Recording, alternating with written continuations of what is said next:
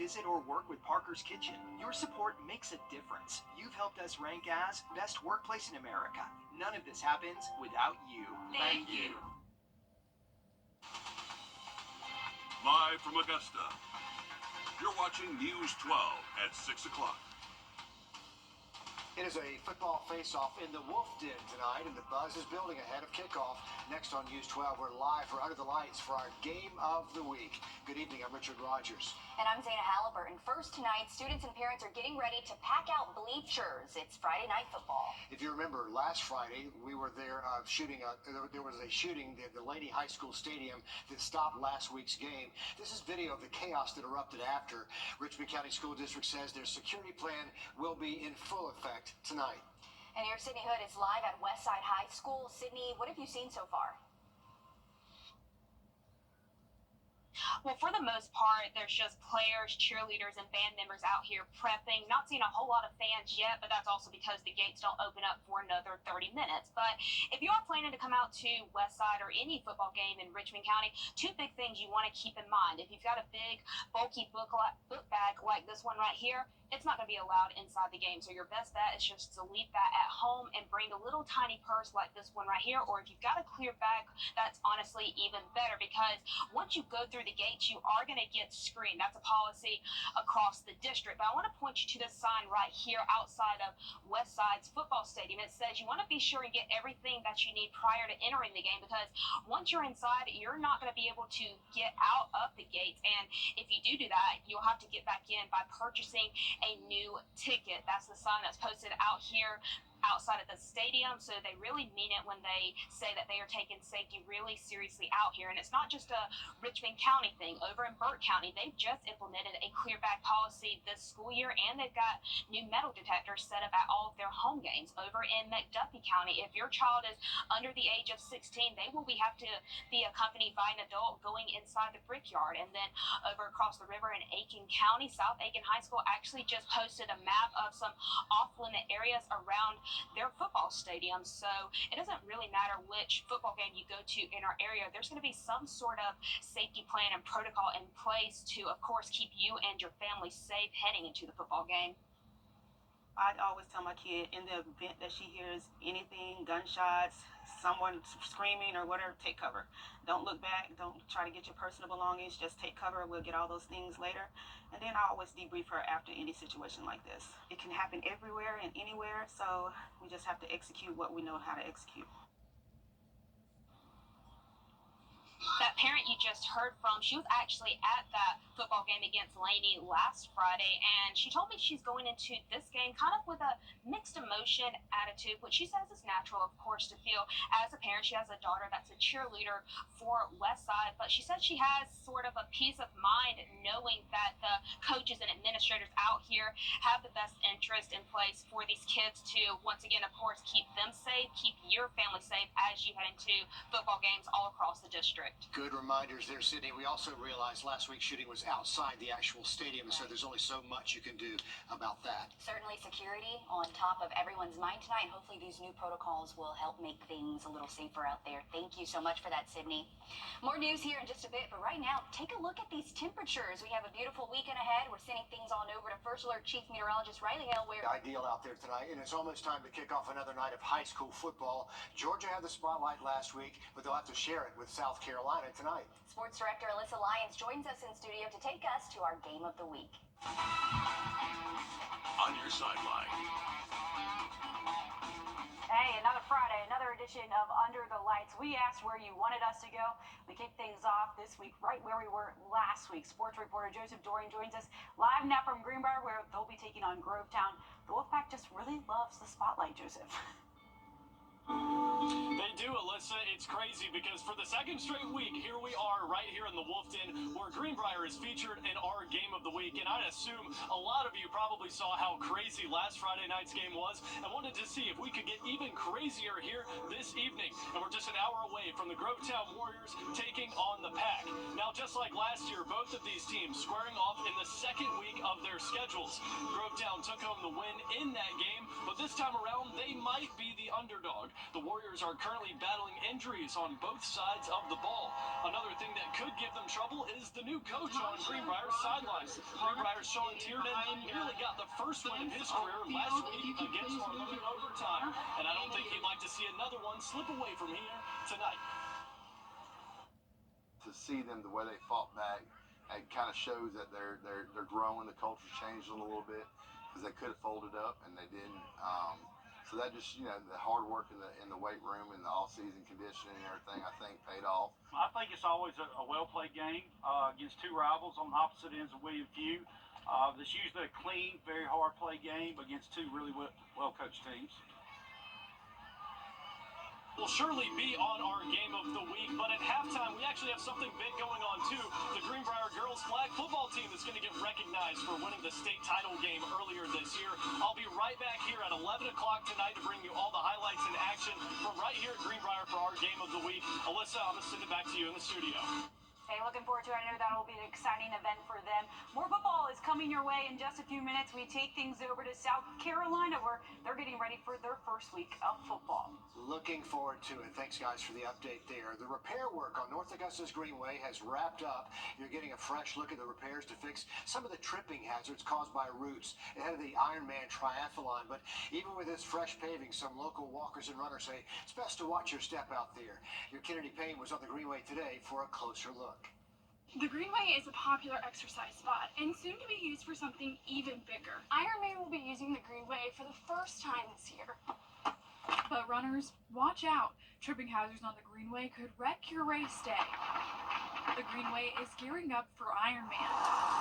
Some say it still doesn't seem ready, but others are looking forward to the course change. I think the Greenway will also add a really nice shaded component for everybody. I know that a lot of the participants are excited for that element as well. Jennifer McCauley is an avid runner and owner of the local Fleet Feet stores. She says the city has been working hard to make sure it's ready, but if you have any concerns, If there's any spots along the way that people need to request to the city, I'm sure that the city will look into those and be sure that they're covered for the race day. she also says she's excited for North Augusta to be a part of Ironman. I think it's great for Augusta and North Augusta. It always brings in an economic value to it as well for the communities. And some runners tell me that although the Greenway is still a little patchy, it's a lot better than it was before with the tree stumps that were causing people to trip.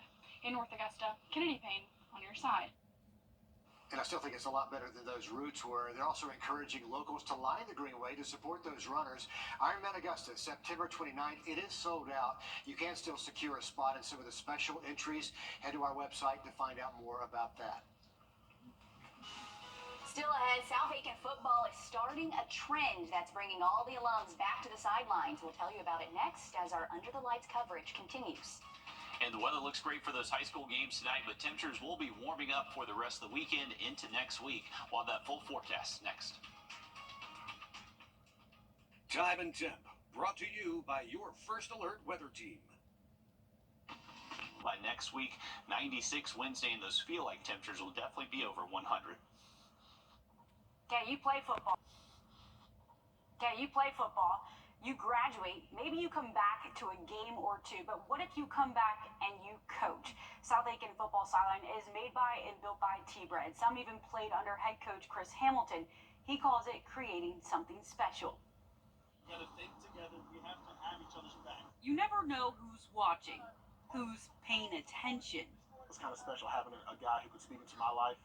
And now I'm on the other side of that, kind of trying to fill those very, very big shoes. That dynamic of guys that know exactly what our guys are going through. Yes, all these other coaches played high school and college ball, but we were in the same classroom, in the same seats, and on the same field. I just wish that I had someone that was, closer to my age, younger, and was fresh out, that was there to give back. It's almost like being a big brother to some of these guys. They once wore the uniform. Now they wear the whistle.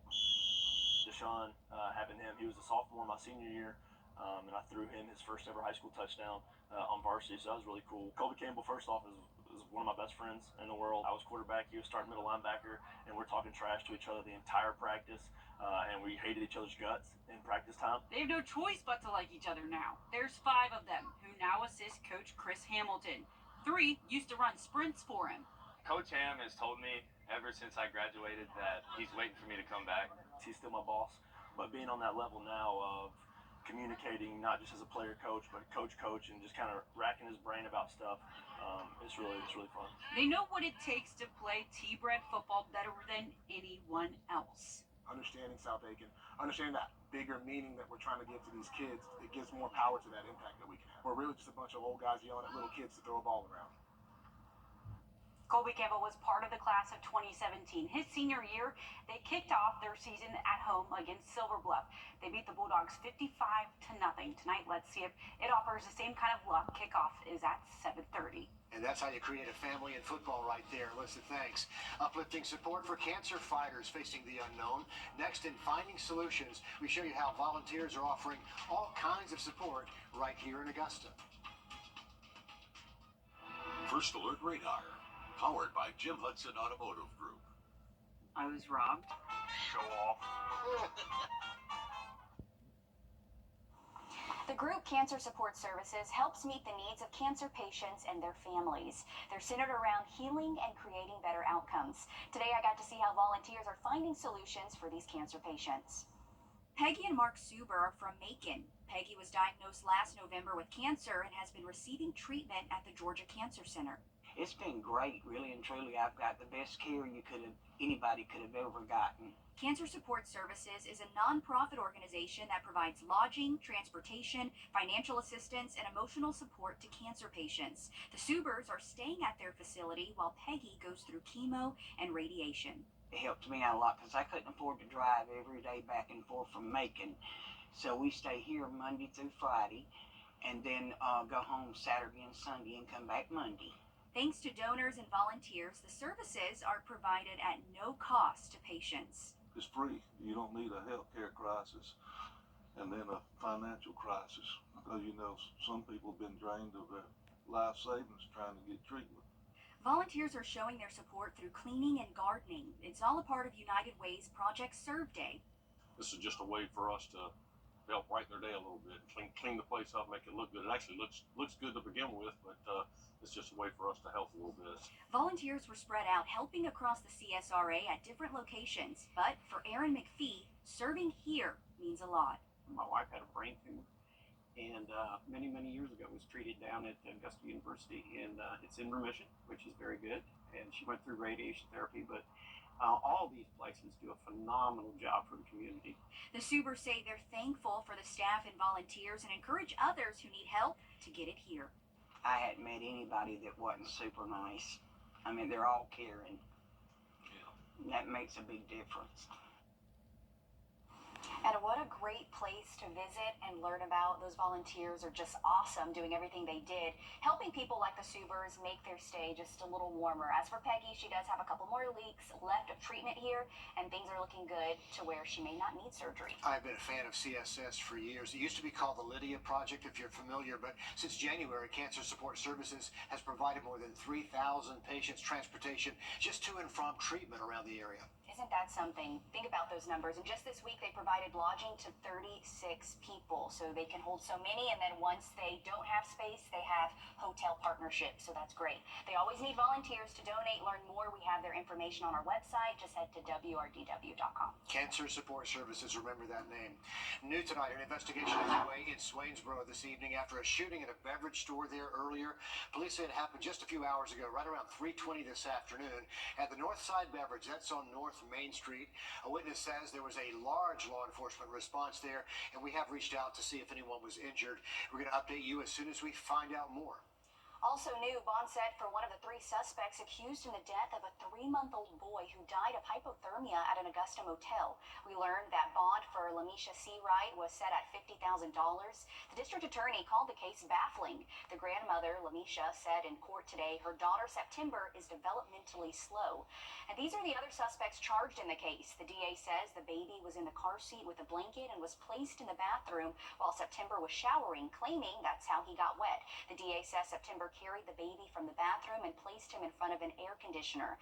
The bond hearing for the mother of the baby, September Seawright, was pushed back. The third person facing charges in this case, Antonio Nash, will be in court at a later date.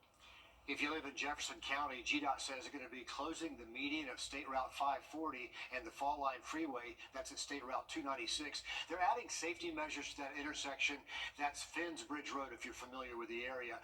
Since installing what they call a reduced conflict U-turn there at the intersection back in July, they've noticed drivers illegally navigating that intersection and really causing more risk than they should. And so now they're going to install a tough curb system starting next Monday. They're going to continue that work through next Tuesday. So watch out at that intersection. We'll take a look at our bird watching forecast brought to you by Wild Birds Unlimited. Sunrise tomorrow is going to be at 6:56 a.m. Then sunset is at 8:04. We actually have our last 8 p.m. sunset of the season next Monday. Now the quick look at that 7-day just after the break.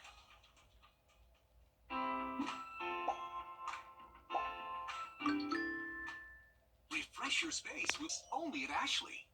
Morning, afternoon, night, Monday through Sunday, 24/7.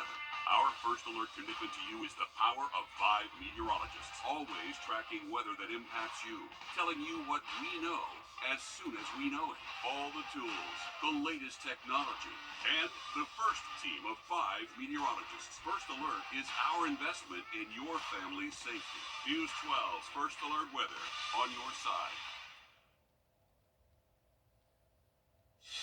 Coming up tonight on the CBS Evening News, Robert F. Kennedy Jr. suspends his presidential campaign and endorses Donald Trump. Why he said he won't be a spoiler, but could the move give Trump an edge in the dead heat race for the White House? That and more headlines tonight here on the CBS Evening News. Well, if you're stepping out tonight, our temperatures will quickly fall into the 70s after sunset and even see the 60s before midnight. We should see our low temps tonight fall to near 60 by daybreak tomorrow morning. Another beautiful day out there tomorrow. Northeast wind going to be picking up between 8 to 12 tomorrow afternoon, but our high temperatures should remain in the mid and upper 80s. Just phenomenal weather extending through the weekend. Once we get into our Sunday morning, mid 60s still in the early part of the day, and then later into our Sunday afternoon, those high temperatures will be a little bit closer to 90, but still expecting dry weather, relatively low humidity, and not much rain in our forecast anytime soon. So looking to stay dry for those outdoor plans. Next week, the heat is cranking back up. We're back closer to average Monday, Tuesday, and then above average Wednesday through next Friday. So enjoy the nice weather this weekend. We're back to normal next week. We will soak it up, Riley. Our next live update comes at the top of the hour over on 26 News. And then join us back on News 12 at 11.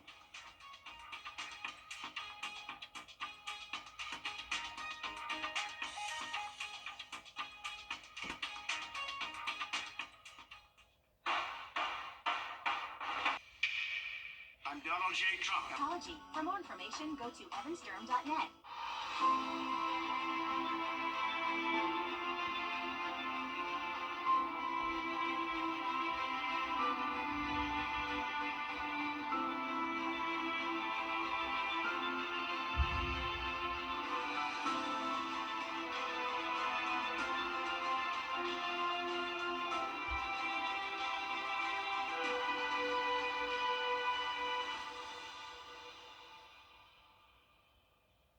Have fun this summer with your four-legged family members.